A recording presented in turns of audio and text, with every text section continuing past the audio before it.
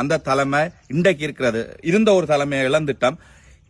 வர இந்த தலைமையை நாங்கள் இழக்காம அவரையும் உருவாக்கி எங்களுக்கான ஒரு சரியான தலைமை, உலக தமிழினத்துக்கான ஒரு சரியான தலைமையாக சீமான் தான் இருப்பார் என்றது என்ற ஆணித்தரமான ஒரு நம்பிக்கை.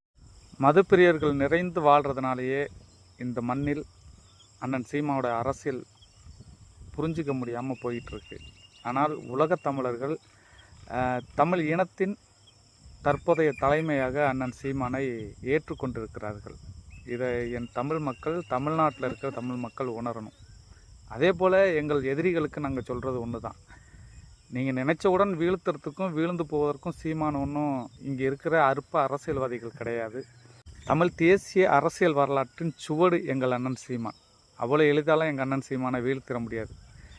விரைவில் மீண்டு எழுவோம். நேற்று அண்ணன் சீமான் அறிவித்து விட்டார், 2029 40 பாராளுமன்ற தொகுதியிலும் தனித்து போட்டியிடுறோம், 20 பெண்கள் 20 ஆண்கள் உறுதியாக களம் காணப்போகிறோம். இன்று முதல் எங்கள் அண்ணன் சொன்னதை கேட்டு எங்கள் களப்பணியை தொடர்ந்து செய்வோம். நன்றி.